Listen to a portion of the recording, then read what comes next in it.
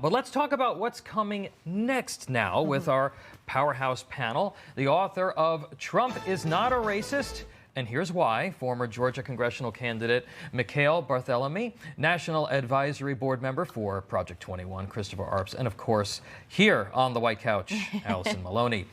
All right, President Biden's latest framework for his welfare and climate spending, which is the next piece of all of this. He says it's going to cost $1.75 trillion over the next decade. But there's a new analysis that was released on Tuesday by the Wharton School of Business says the price tag is actually probably closer to $4 trillion. So no, it doesn't cost zero.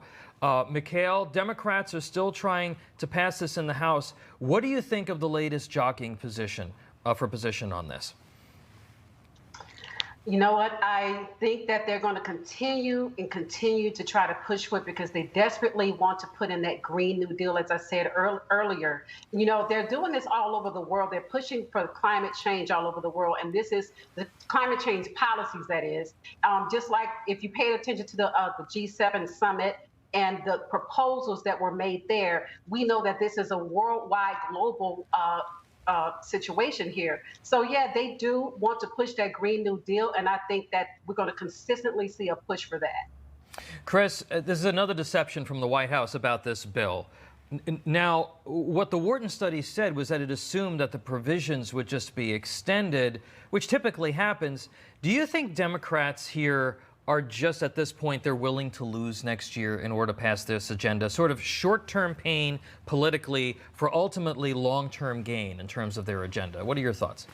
It almost seems like that because a lot of the measures in this bill are not very popular with the American people or very popular with certain segments of their base.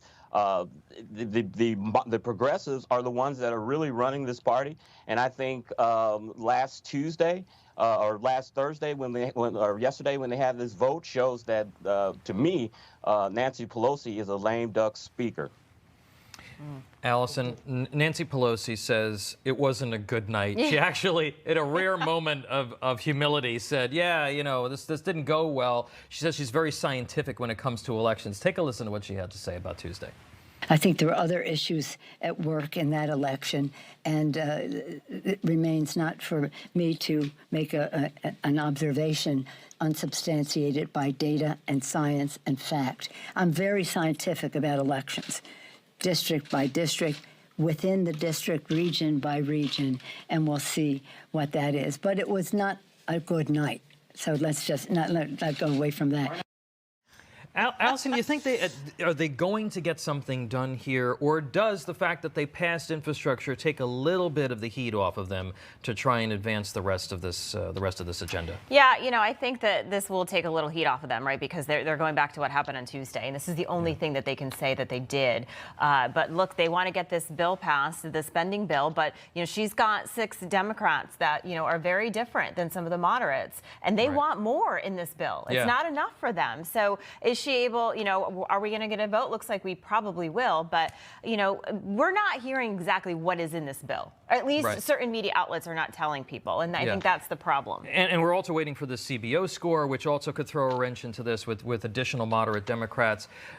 Speaking of fights, there's a worker rebellion upon us over the vaccine mandates, and the lawsuits are piling up.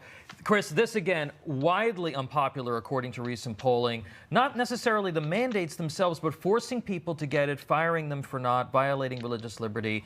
How can this, what President Biden's talking about, be an emergency need and then wait until January 4th or the middle of December to start enforcing it? Not only that, but if you look at cases around the world and around the country, COVID cases and hospitalizations are going down. We don't need vaccine mandates, and I think the constitutionality of these are dubious.